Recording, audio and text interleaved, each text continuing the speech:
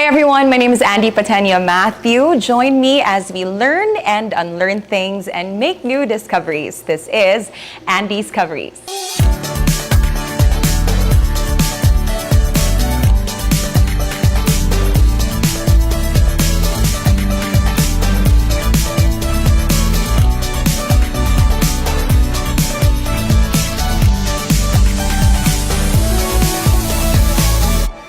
Welcome to our first episode this 2026, and since we want to kick off the year with love, we decided to make it a Valentine's Day episode. And just to share with you mga kauban, while we were brainstorming, a lot of names of popular content creators, nga couples were brought to the table, but then I realized that I wanted to feature a couple that's really more than followers or engagement. I wanted a couple who's really based on impact, one that's not just seen on the screen, but it's really felt by the community. And we are in their home right now. So joining us in the show to tell us about their golden love story, we have no other than Ma'am Louella and Sir Rudy Alix. Thank you so much for welcoming us into your beautiful home. Hadlok kami mo balibad ni mo eh.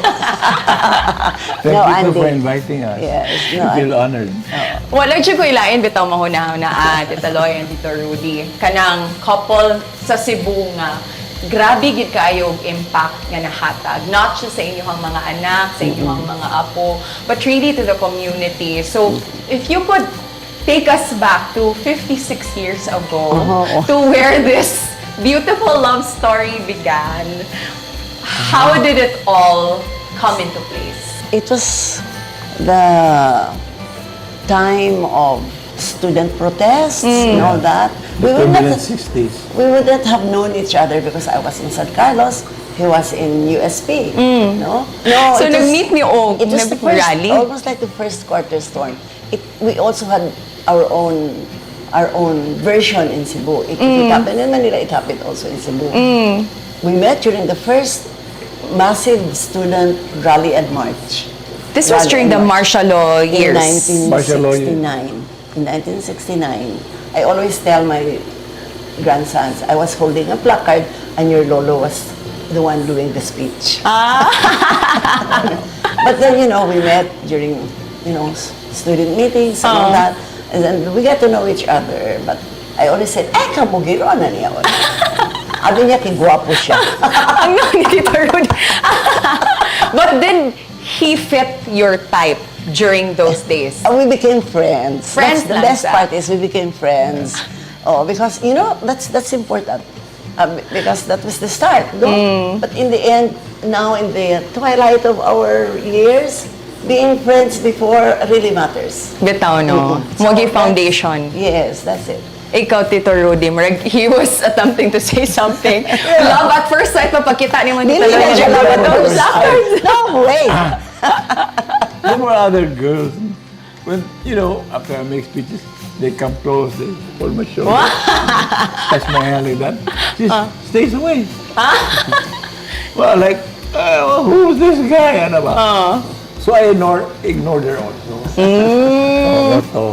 But we became friends later, so that's okay. Yeah, we became friends. And then, when we were working with the farmers on this land, those pretty girls who used to come close to me would stay away. They'd rather, discuss makeup, new dresses and trends. Here's this girl immersed into the job.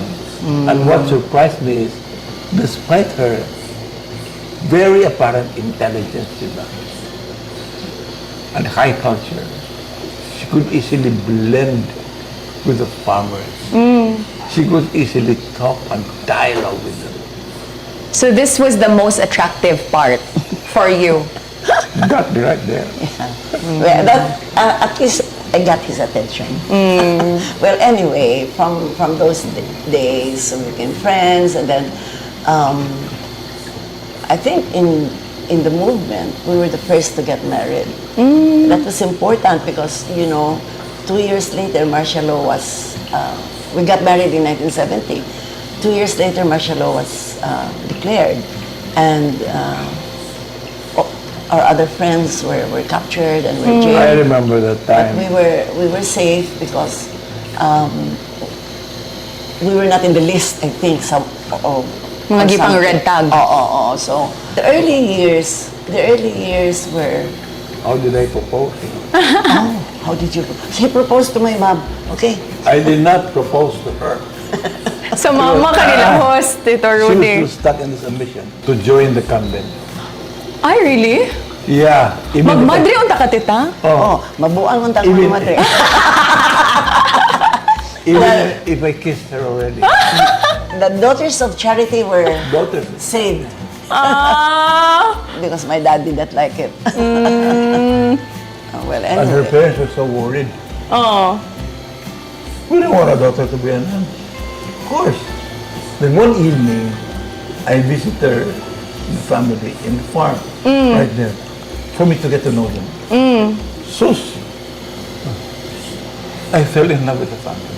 I said, I'm not marrying just you. I'm marrying the whole family. Then, her mom could sense it. But I sweetened up so much though. One evening, she was washing dishes, and we were on a bench by the sea, bright moonlight. The mom was there. And the mom wanted me to be honest with her. Please, tell me, what's your intent with my daughter? Because you're the first person that she ever fell in love with, or maybe like that. I'm not sure if she really loves me, Mom, because she still wants to be in Madrid. What are your plans for her? I told her about the family, how I love the family, and I said, as soon as I have a job, I won't even wait to get settled. I know we can handle things this early. I'll marry her. Ingo na Mami. Suppose I can find you a job. So, gibaligya ang ko. So si Mami na ang kuan, nangusog na may tabo ni. Yeah. But I think really, what sets you apart from the other couples, Tita Lo and Tita Rudy, is that your values are really aligned. Yeah, and our commitment then for the nation, I think. But I guess it came from having deeply religious parents. People who welcome God in their home. Yeah. And we did the same. So your involvement in civic and social, started economic from there. activities started from your own families, yun. Yes, oo. Sa inyong upbringing, yun. Yeah, I mean, we were involved. Whatever national issue was there, we were involved. I mean, meaning to say, my dad had an opinion about it, and he influenced all the children to. We listened to him, and so we were aware of what was happening in the Philippines, and I think it guided our married life, our life together later, because the choices that we made during the 55 years together started from then. Our involvement with social civic activities. It was like unconsciously we were given a map. Yeah. What to do but because we always made the same choices. Tinuod. On the internal side as well, it was difficult to be really loyal for a man, especially during those times. To be loyal to each other. See, at work there were always temptations everywhere you go. Work, relating with other corporations, Yeah. and when I took up MBA in Ateneo, temptations were around all over. How did you resist temptations, Tito? This is a come. What? Okay. Admitted. Okay. Admit you. Oh, but then There were a few. Yes. But then again, when you go home and you see her love, the love so genuine, so real, so deep, Then I think of myself, muli akong isukli. Is this how I would return this kind of love? That must be one of the worst kind of fake the world ever saw. So to gain my self-respect, I said, henceforth, I will not ever do it again. I remember the day, March 3, 1986. I made that promise. No more. I will stay loyal to you forever and ever and ever. And it happened from there. Wow. Yeah. You think 55 years did not have problems? Oh, plenty. Naging ups and downs. Like most couples, we had our ups and downs. But it's the way we face those problems. Yeah, I think that was important there. And how you become better persons because of these challenges, no? Now that we know their love story, mga kauban, let's also talk about how they are as parents to their children and the values that they also used as the compass sa ilahang pagpadako sa ilahang two beautiful daughters. So please don't go away. AnDiscoveries will be right back.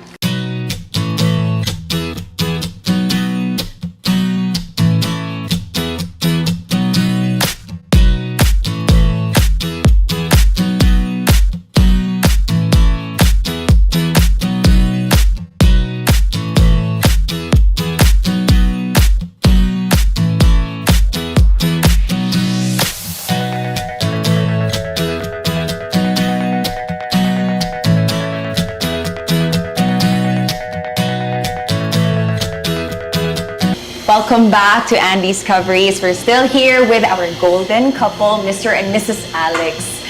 Now that you already opened up about how this love story began, they say you also become changed individuals once you become parents. Malaki rasad yun no ang dynamics sa inyong relationship. Yeah. What are your learnings from the day that your first daughter was born? It was like you were given a gift that you do not deserve, no? And then pretty soon another one arrived. So we had 2 in 3 years, I think we had 2. And then, but these were very feisty, lively little girls. Dinigyan sila mga sweet. So, it took it took a lot of, how do you call that? Imaginative approaches. So, but each child cannot be treated like the other one. Tinood. And also, one is very girly, and the other one is like a maton. You know, bugoy-bugoy. Bugoy kayo. Although they grew up to be the magical creatures that somehow came from us.